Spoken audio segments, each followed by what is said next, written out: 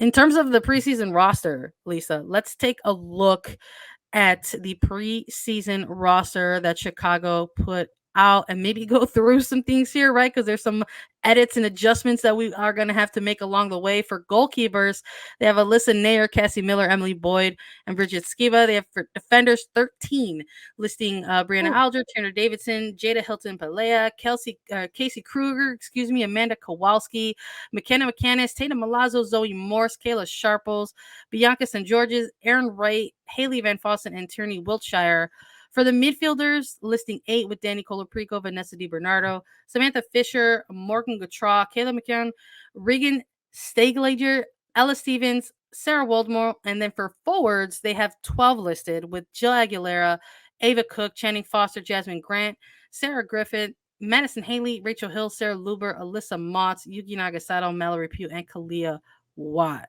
So a lengthy preseason roster, right? With, let's be frank, some questionable inclusions on here. A lot of new names, right? 9 players that were either drafted in 2021 or 2022, which that's a lot of young players. I mean, we previewed Racing Louisville already, and we talked about their young roster and how they're bringing a lot of new players, but they're also a second-year expansion side, and they – I don't know. It's just different when you have a club like Chicago that is established, that's been around, it's been throughout the league, it's been here throughout the years, it's been a consistent playoff contender throughout the years, to now kind of have so many young new names on this roster and a lot of unsuspecting preseason roster signings and names listed here. Yeah. I mean, just going through them, you could sort of have, like, whenever these preseason rosters get put out, there's always, the acronym list, the key that goes to it. So it's like NRI is like a non-roster invitee, NYR is not yet reported to camp, loan means loan, right? Et cetera, et cetera. So within this, for example, a player like Casey Kruger, one of these players that we're talking about, was one of the key re-signings, right, for this club. Mm-hmm. Someone who announced at the sort of beginning stages of the off season her pregnancy with her husband, so they're expecting a new addition to their family. So a player who's, let's be real, largely going to be out or absent for the majority of the 2022 season. So that's a big defensive piece there. Going through even just this forward line, while they have a ton of players listed, Madison Haley was their top pick in the 2021 draft, a not yet rostered player. And then Kalia Watt, another not yet rostered player. Some extra reporting done on these two players specifically from Claire Watkins, confirming that Kalia Watt did in fact tear her ACL in the semifinal against Portland Thorns. So she will be out. She's currently in the process of rehabbing on her own in her own market. And then a player like Madison Haley, who out of Stanford, this club was very high on, is not yet reported either, but they do not have any additional information as to the reasons why. So whether it's injury related or otherwise, but this is a player who is not, as of this time, currently involved in camps, but they listed her as part of the roster. So a lot of things within that. Players who are on loan. We talked a little bit about, like you said, Sarah Luber on loan. And this goes a little bit in line with what you were talking about with Katie Johnson to San Diego Wave in terms of the depth of this forward line. Like, what is this forward line even going to look like, right, in 2022, Lisa? And how many of these players have experience, right? Like, that's the other thing. I mean, adding Yuki Nagasato is huge for this Chicago team because she has experience. She has a lot of experience at the international level, Japanese international, played in World Cups, won a lot at that level. She also has a lot of experience professionally in the NWSL, and she has experience with Chicago Red Stars, which gives her that leg up.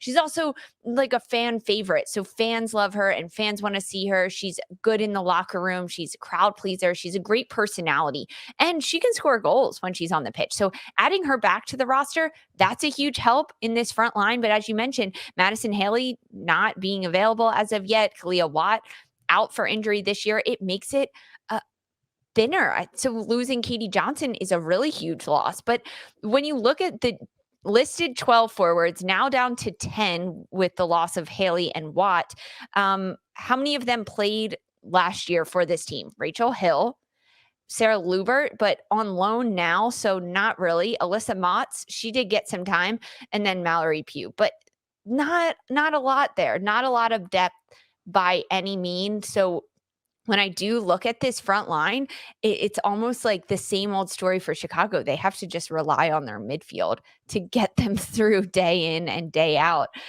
which will be interesting to kind of see as they approach 2022 and what they look to roll out formation and starting lineup wise in the start of the Challenge Cup. I think it's important to take a look at the rosters that we've been doing for all of these previews and maybe sort of be able to pinpoint any holes or anything that are within that. But something else that we've been doing is we've been sort of pitching around the idea of like who can be in a starting 11, right? Based on all of the names that we see on a roster, because that's a part of the fun with preseason rosters is sometimes they could be really, really lengthy. But even with all of the new faces that are in this, I think you can go across and say, depending on what's the timeline of the season, because there are so many United States women's national team players who might be in and out, right, for World Cup qualifying matches, that maybe come opening day, if everybody's healthy, you could still maybe kind of point out some players and say these are likely locks, right, for starting 11 type of lineups. Someone like an Alyssa Nair, if everything's going great with her rehab, will likely be in net. And if not, honestly, Cassie Miller ended up sort of taking over the reins last year when she went out. Someone like a Tierna Davidson, obviously Aaron Wright, in terms of the back line and being able to provide leadership there. Midfielders as well. You still have the staple, right, of Colaprico, Di Bernardo, Gatra. And I think maybe when we're looking at teams, we've been saying this for a couple teams already on previews, perhaps the biggest opportunity there is on that forward line. So maybe an ideal starting 11 isn't one that we can nail down completely with 11 full players, but we can definitely talk about some areas that we're interested in terms of a young prospect to take a look at for this team moving forward, of which there are many, right, Lisa? I think for young prospect to keep an eye on for Chicago Red Stars could be a player in Jill Aguilera. This is a player that actually didn't declare for the draft. Coming out of Arizona, representing with the Wildcats, a program that was able to make it into the college cup rounds and really kind of make names for themselves. But this was someone who got picked off of waivers, essentially didn't actually declare for the draft. So this can almost perhaps be a little bit of a steal, right, for the Chicago Red Stars. And I mean, when we're looking positionally, going to be competing for one of these forward positions, right? So in terms of her getting into the mix and her trying to, make a name for herself, work alongside and stand out to the current coaching staff in place, this is maybe a player who could potentially, at the very least, maybe crack the roster for this team. I'm definitely looking at Jill Aguilera. Also, I'm looking at 2022 draft pick Sammy Fisher out of Notre Dame. She was the 19th overall pick for Chicago this offseason. California native, but she's in the Midwest at Notre Dame and now heading to Chicago. She's, although a midfielder, and the midfield for Chicago has been pretty much solidified over the last few years. I think this is a player that we could also see on the front line because she does have a tendency to score a lot of goals. She's a very creative player, likes the ball at her feet. She scored 29 goals and 15 assists during her collegiate career. So this is a player that can maybe step into that role. I don't know how much time she'll get this season specifically, but there are injuries that happen, and she is a player in Fisher that could be that next man up mentality player that could slot in. And if she really tries to learn everything she can from Di Bernardo, Colaprico, Sarah Waldmo even, and Morgan Gautrat in the midfield, it could be a future player for Chicago, because that's a lot of times what the Red Stars like to do, bring in a young player, mold them, and train them into being one of the regulars in the middle of the park for Chicago. So I'm taking a look at Sammy Fisher as a young player as well, but there's a lot of experienced players as well on this one. It's almost like there's experience and then young players, and the middle is a little bit of a mix, which makes it hard to almost talk about like a breakout player. But when you look at all the experience that Chicago has,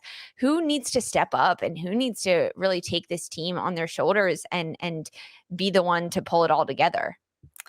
I mean, there's a number of players that you could look at as that sort of uh, essential, experienced player for the Red Stars, because they've got a core of them who have still been with the team anywhere from 2015, 2016 draft classes. But I'm gonna go with Aaron Wright on this one. This is a player who is coming off of a very strong 2021 season, maybe under the radar a little bit, quite frankly, in light of having somebody like a Sarah Gordon go out there and have the season that she had with Chicago, picking up Iron Woman for them. But Aaron Wright is a player for the Red Stars that we had seen in the past really predominantly be at that outside position. In recent seasons, be utilized as kind of a utility player and play all over the pitch. At times was pushed up higher across the forward line.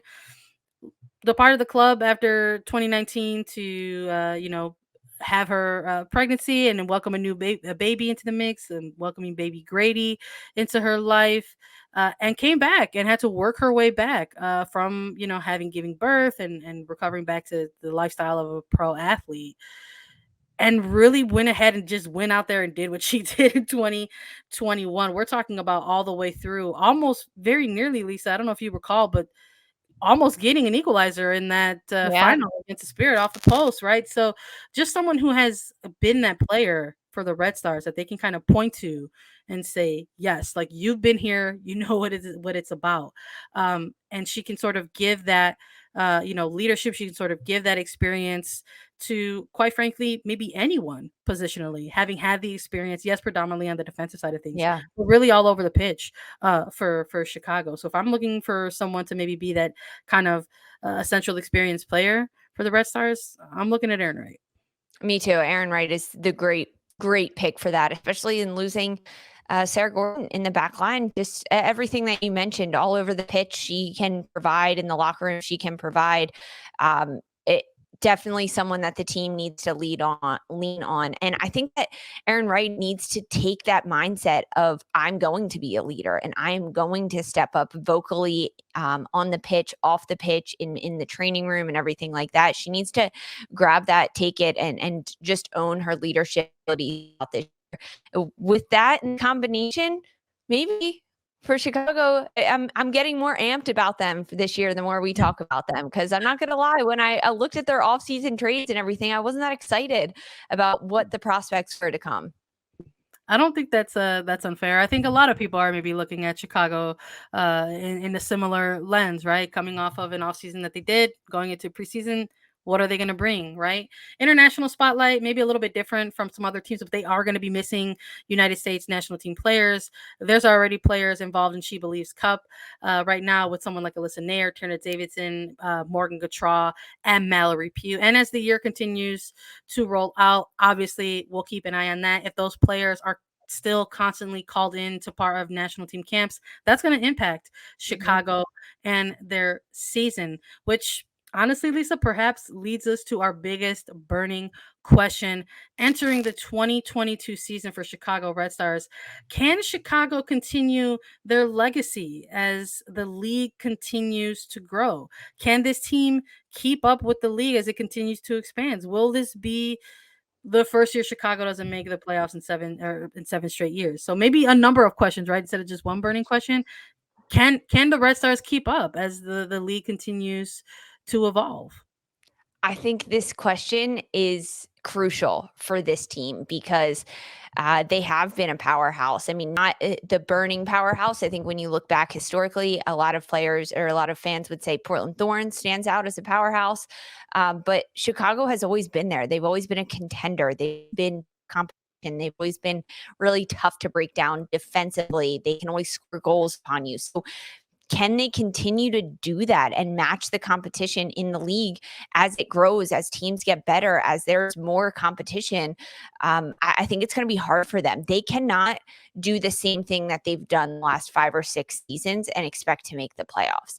they have to change it up. They have to do different things. They have to maybe rely on some younger players. They have to have bigger rotations in their substitutions that are happening during play. A lot of times in the past, Chicago's been almost stingy with their substitutions. They get players and they play 80, 90 minutes games, and that's it for the season. And that's why they are so good, because they can mesh so well together. But when you don't have that depth, especially in the front line, providing different looks in the attack for your team, you lose a little bit of your gumption against opponents and your umph that you really need, especially as the league continues to grow. It's actually a shorter season in 2022 than it was just looking at 2021, but there's more competition. So one home game, one away game. And when you add in two clubs like San Diego Wave FC and Angel City that are doing everything in their power, especially to build a powerhouse team, and Chicago's just kind of sitting there looking to do the same old thing that they've done in the past,